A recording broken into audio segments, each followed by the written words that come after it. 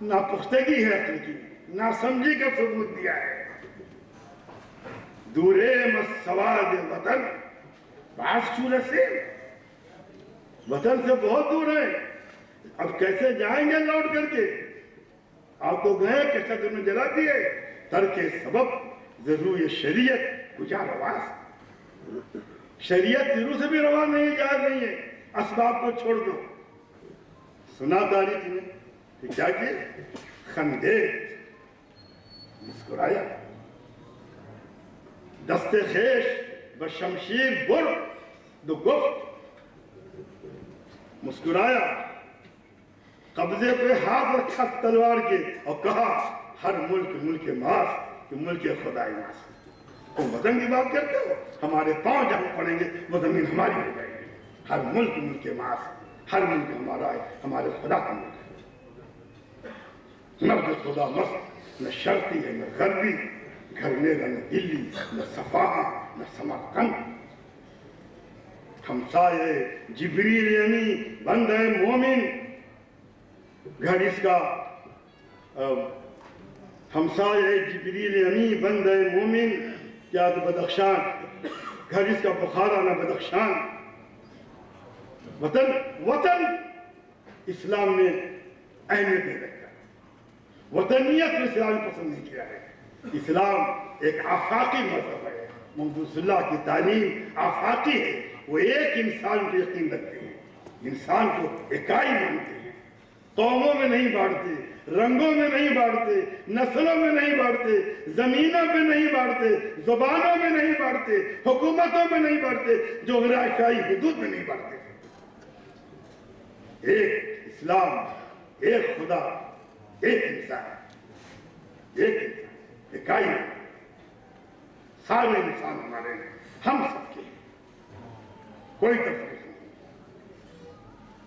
مومن کی جہاں کی حد نہیں ہے، مومن کا مقام ہر جگہ ہے۔ اور پھر جب اتبار آیا ہے اور جب یورپ نے یلغار کی ہے اور جب اس یورپ کی نشست ثانیہ ہوئی ہے تو اس کو سب سے بڑا خطرہ اسلام میں نظر آیا ہے، جو کل بھی تھا اور آج بھی ہے اور کل بھی رہے گا۔ اس لیے کہ اپنی پرستش کرنے والے، اپنے کو معبود سمجھنے والے اور پوری انسانی برادری کو غلام بننے والے اس آواز کو برداشت نہیں کر سکتے جو عمر نے حضرت عمرو بن العاص سے کہا تھا، بما تعبدتم الناس وقد ولدتهم امہاتهم احرارا، تم نے کب سے لوگوں کو غلام بنانا شروع کر دیا ہے، ان کی ماں نے انہیں آزاد پیدا کیا تھا، ایک پیدائشی آیا، انہیں کوئی غلام نہیں بنا سکتا۔ اسلام میں تصور نہیں، یہاں مساوات ہے، انسان اللہ کا بندہ ہے اور بندگی میں ہم اور آپ سب برابر۔ ان اکرمکم عند اللہ اتقاکم، تم میں شریف و بزرگ بربنائے تقوی، وہ تقوی جس کا یورپ سب سے بڑا دشمن ہے۔ اقبال نے کہا کہ روح اس مدنیت کی رہ سکی کہ روح اس مدنیت کی نہ رہ سکی عفیف، اس کی روح پاک نہیں ہو سکی۔ یہ جسم کو بیدار کرتے ہیں، روح کو سلاتے ہیں۔ ان کی تہذیب میں روح مردہ ہوتی ہے، جسم زندہ ہوتا ہے، حیوانیت جاگتی ہے، انسانیت مرتی ہے۔ وہ کہہ رہا ہے جیسے یورپ کے فلسفوں کو پڑھا ہے، وہ کہہ رہا ہے یورپ کو دیکھا ہے، وہ دیکھ رہا ہے کہ یورپ کا سیلاب آ رہا ہے جو اس کو روکتا ہے۔ تنہا اقبال نے اس سیلاب کو روکا، یورپ کے سامنے سپر بن کر کے کھڑے ہو گئے تھے۔ میں نہیں کہتا اقبال ہوتے تو کیا ہوتا، لیکن اقبال تھے، انہوں نے روکا، انہوں نے گوئٹے کے ہم پلہ ہو کے شعر کہیں گے. جی ہاں، اگر ایک طرف انہوں نے غالب اور گوئٹے میں مماثلت ڈھونڈی اور کہا ہے غالب کو خطاب کر کے تو اجڑی ہوئی دلی میں آرامیدہ ہے، اور کہتے ہیں ہم نوا تیرا گلشن ویمر میں تیرا ہم نوا خوابیدہ ہے. ویمر جہاں گوئٹے دفن ہے، لیکن فارسی میں کہتے ہیں گوئٹے کو خطاب کر کے میں تیرا ہم پلہ ہوں، اسے مت بھول من دمیدم از زمین مردئی، میں زمین مردہ سے پیدا ہوا. میری قوم مجھ کو سمجھ نہیں پا رہی ہے. تو کیسے سمجھے گی قوم؟ مردہ زندہ کو سمجھ نہیں سکتا. اقبال میں زندگی تھی، توانائی تھی، حیویت تھی، وہ پاور ہاؤس تھی جو پوری انسانیت اپنا پاور منتقل کر رہے تھے، دے رہے تھے. اقبال کی خصوصیت ہے انہوں نے موضوع ہندوستانی مسلمان کو بنایا. دیا اقبال نے ہندی مسلمانوں کو سوز اپنا، یہ ایک مرد تناسا تھا، تناسانوں کے کام آیا. لیکن بتا دوں وہ تناسا یہ ان کا شعری انداز ہے، ورنہ اقبال نے اپنی مستقبل کی کامیابیاں امت کے لیے تجدید. میں اس لیے کہہ رہا ہوں جب واقعہ بیان کرنے جا رہا ہوں وہ آپ سنیں گے تو حیرت کریں گے. یورپ سے واپسی کے بعد جب یہ اورینٹل کالج لاہور میں پروفیسر ہوئے، پڑھا رہے تھے، تو 8-9 مہینے کے بعد انہوں نے نوکری چھوڑ دی، استعفیٰ کر دیا. لوٹ کے آئے تو ان کے ملازم علی بخش نے پوچھا کہ صاحب آپ نے نوکری چھوڑ دی، کیوں؟ ان کا ہاتھ پکڑا، کہا علی بخش میں جو کہنا چاہتا ہوں اس ملازمت کے ساتھ نہیں کہہ سکتا. وہ مجھ کو روزی دیں، روٹی دیں کہ نوکری کروں ان کے خلاف بولوں. میرے دل و دماغ میں ایک لاوا پکڑا ہے جو میں دینا چاہتا ہوں. اور پھر دیا انہوں نے، وہ کہا ایک ولولہ تازہ دیا میں نے دلوں کو، لاہور سے داخلہ کے بخارا اور سمرقند. یہ کیا زندگی تھی، پیغام کیا، محسوس کیا انہوں نے کہ اس قوم کو ضرورت ہے اتحاد کی، یکجہتی کی، یک فکری کی، یک رنگی کی، یک سوئی کی، یک مزاجی کی. اسی وقت ہوگا جب توحید پر ان کا یقین غیر متزلزل ہو. اور توحید بھی کیسی؟ وہ توحید نہیں جو فلسفی بیان کرتے ہیں، وہ توحید نہیں جو ملا بیان کرتا ہے، اقسام والی نہیں. توحید کو بانٹ دیا ہے مولویوں نے. توحید اکائی ہے جس کی تقسیم نہیں ہو سکتی. اب کیسے اس کو بانٹیں گے؟ توحید صرف ایک توحید ہے. زندگی کے سارے نظام میں صرف خدا کی برتری تسلیم کرنا اور خدا کے احکام کو ماننا.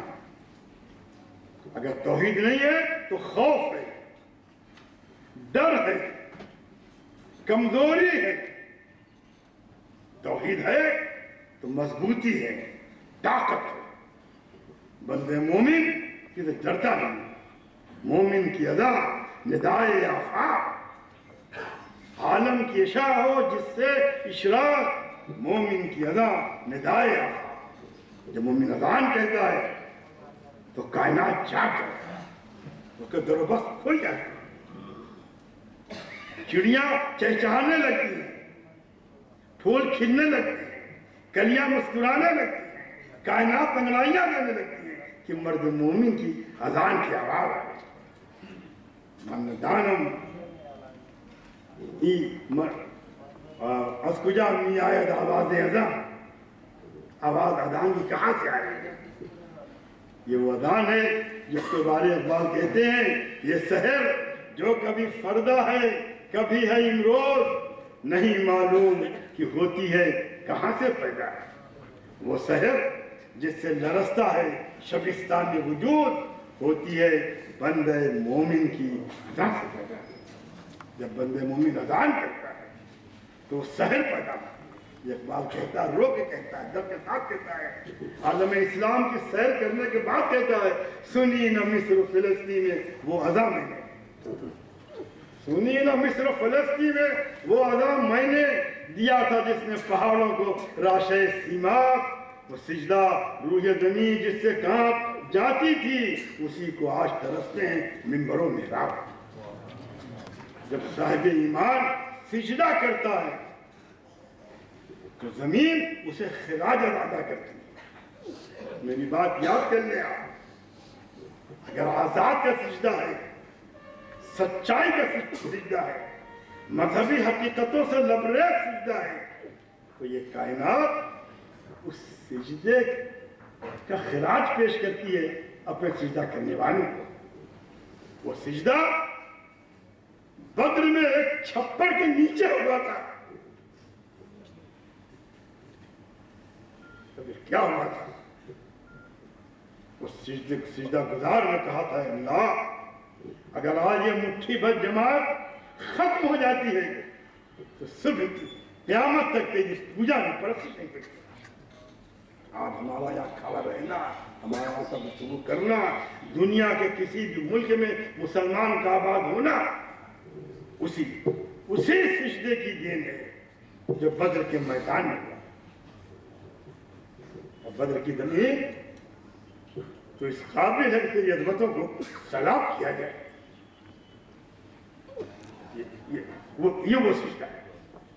شاید کہتا ہے سنی نہ مصر، وہ سجدہ زمین پھٹ ہے، کہتے ہیں بزمین چو سجدہ کردم زر حرم ندا برآمد تو بڑا خراب کر دی میں سجدہ لے آئی۔ کبھی سردہ سجدہ جو میں ہوا تو حرم سے آنے لگی صدا، تیرا دل تو ہے سلام آشنا، تجھے کیا ملے گا نماز میں، تم کو کیا ملنے والا؟ لیکن نماز وہ ہے جو نماز خدا ہوتی ہے تلواروں کے سائے۔ سجدہ وہ ہے جو حسین ابن علی نے ادا کیا۔ اسلام کے دامن میں اقبالی کہتے ہیں اسلام کے دامن میں اب اس کے سوا کیا ہے؟ یا سجدہ شبگیری یا ضرب اللہ، وہ سجدہ شبگیری۔ انہیں اقبال نے اس واقعے کو عجیب رخ دے دیا، عجیب رنگ دے دیا ہے۔ کہتے ہیں ریگے عراق منتظر کشت حجاز تشنکام، ریگے عراق منتظر کشت حجاز تشنکام، خون حسین باز کوفہ و مصر و شام را۔ آپ پھر ضرورت سے پھر تیرے حسینوں کو ضرورت ہے نہ کی، پھر تیرے حسینوں کو ضرورت ہے نہ کی، باقی ہے ابھی رنگ میرے خون جگر میں۔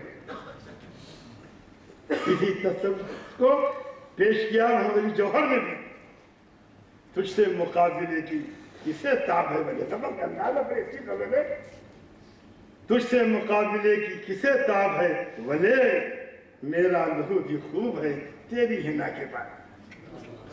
محمد علی جوہر کا شعر ہے، میرا لہو بھی خوب ہے تیری ہنا کے بعد۔ انہوں نے حضرت حسین کو ایک نئے انداز سے پیش کیا، ایک فلسفی ڈیولپ کر دی ہے۔ کہتے ہیں کارگہ قافلہ حجاز میں ایک حسین، سب کلمہ پڑھنے والے، سب ہدی خان، سب صحراؤں میں